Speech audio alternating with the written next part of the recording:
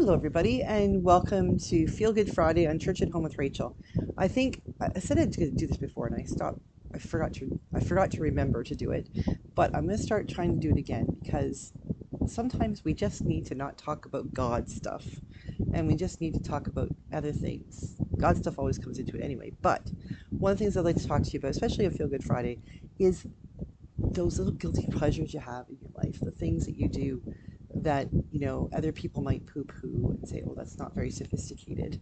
In case you haven't noticed, if you've been with me for a while, I'm not a very sophisticated person, and I am so okay with that. Like, I'm totally okay with that.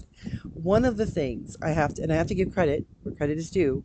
When I was in seminary, I had this incredible professor, Gord Hamilton, taught Old Testament, taught Hebrew, just a all around great guy. And one thing I didn't know about Gord is he really enjoyed reading this author called J.D. Robb. Now, some of you might know her work.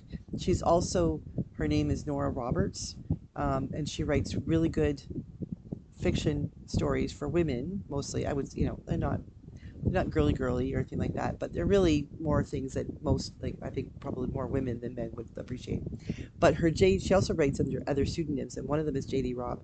And she writes this whole genre, this whole character. Her name is Eve Dallas, who's married to a guy named Rourke, who's from Ireland, and it takes place in like um, the 2050s, which seems like a really long or a really short time from now. But considering these books are written like around 2000, she's really before that. It's like things like they have cars that fly and computers that do things like that, holographs, kind of like Star Trek stuff. But she writes these incredibly books. They're called the In Death series. So this one I just finished reading, is called Judgment in Death. And it's amazing because in the first of it, if you're a Christian, you get it within like the first 5 pages, because it's always about a murder. She's a homicide detective, married to like the richest man in the world on that world. And there's several different worlds that people can inhabit by this time. It's very science fictiony that way, and that's not my style. But Gord introduced me to these books, and like, wow, I was hooked in a heartbeat. Anyway, I found this one at a used bookstore when we were in Wainwright. It was an old discard for the public library, and I picked it up for 25 cents or something. And now I'm going to donate it to our local um, book sale for the Rotary Club. But for like first couple pages, like a guy is killed. He's a police officer. He's working in a bar after hours, second job, and he's been killed violently. But on the ground, there are 30 pieces of silver. Okay, so immediately I'm thinking, Judas, hello, Judas, reading this during Lent as well. There you go. Um, and you go through the book, and there's hints of it. There's hints of the biblical stuff. She doesn't get much into it. But for those of you who are pick up on it, and for other people, it's a new learning, because if they don't know about Judas, this is an introduction to this part of the Bible they probably don't know about. They maybe heard about 30 pieces of silver. It's sort of part of our culture. Um, but it's a really good book. The point being on this Feel Good Friday is I want to encourage you, read books. There's a book here I'm going to start soon called Becoming Kin, an Indigenous call to unforgetting the past and reimagining our future. I've got a couple people I know and I trust say they've done this book as a book study, as a big group online, and it was really heavy, like difficult to get into, but really well worth it. Um, so I recommend. I'm gonna read that one. Another one that I read was "Do Nothing to Change Your Life," which was really powerful, especially since I started reading it the day before I hurt my foot, and then I had to stop and do nothing for a while. This is written by the Archbishop of York, Stephen Cottrell. I think I've mentioned it before, but the thing is, these two, Becoming Kin and Do Nothing to Change Your Life, those are like theology books and books about talking about sociology and culture and how we can become better people. And that's awesome. I think we all need to do the work of learning something new every day. It's a true thing. We all should learn something new every day. Keep our minds going. Apple a day keeps the doctor away. A book a week, or however often you can read them. Some people don't like to read a lot, um, or find reading difficult, especially if dyslexic or something. That's okay. If you can push through. Some people, this print is too small. Libraries often have large print, and for some people, the thing that dissuades them from reading is how hard they have to fight to see the print.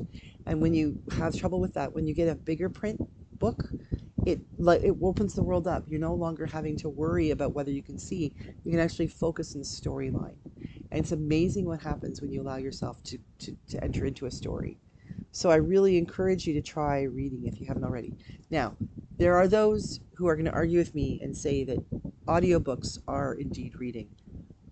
No, audiobooks are not reading. They're having someone read to you, which is a perfectly valid form of hearing a story. Literally, you're hearing the story. Someone else is doing the reading. And there's something powerful about that too. We do that at church all the time. We sit and we listen to the story being told to us. It's a whole different experience than being listening to reading the story to yourself. For one thing, you choose the emphasis, which syllable, which you're going to put the emphasis on. When you're reading for yourself, you picture for yourself the things, and you create things, and you determine how the words and the names of the people are going to be pronounced and things like that. When you're listening to a story, someone else does that for you. So it's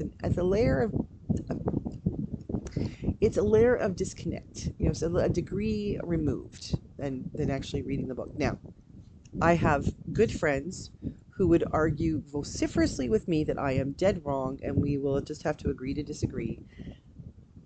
When people do all the books I've read this year, when I do that, I don't usually do it because I don't really keep track, but when I do that, I actually write the books that I read, the ones I actually sat down, had a cup of tea, put up my feet, and read. Other people do all the books they listen to when they're in the car, when they're washing dishes, things like that. That's okay. That's fine. I'm a bit of a purist this way, but there you go. So this book, J.D. Robb. I'm going to duck off scene for something. 1 second. Here it is. That's what I read. I finished reading last week. Now, I'll be quite honest.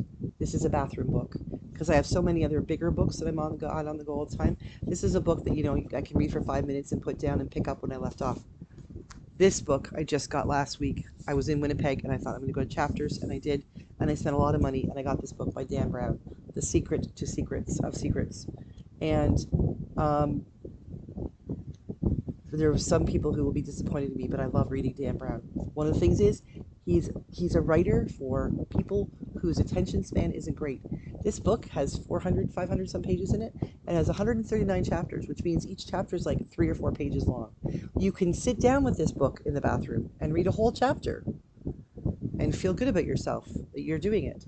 The problem with his books is they're so darn engaging that you don't want to stop reading. So you either, you get a numb bum from sitting on the toilet reading the book, or you carry it around the house with you and you don't get the dishes or the laundry done or your homework or things like that. But point being, this Feel Good Friday, I want to encourage you to go read a book.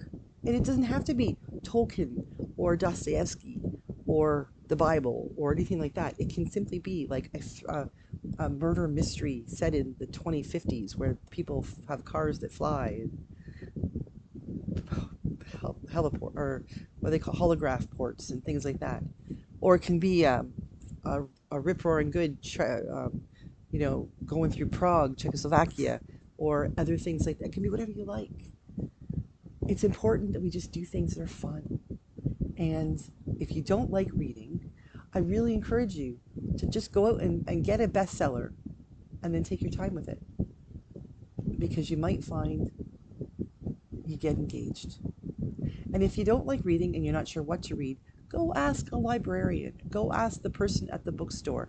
Ask your best friend that already know what they like and you like the same things. Ask them what they like to read. And then, if in doubt, buy the book, because then you don't have to renew it from the library. If you're a slow reader, you buy the book. It takes you a year to read a book. You got it there. No big deal for $12.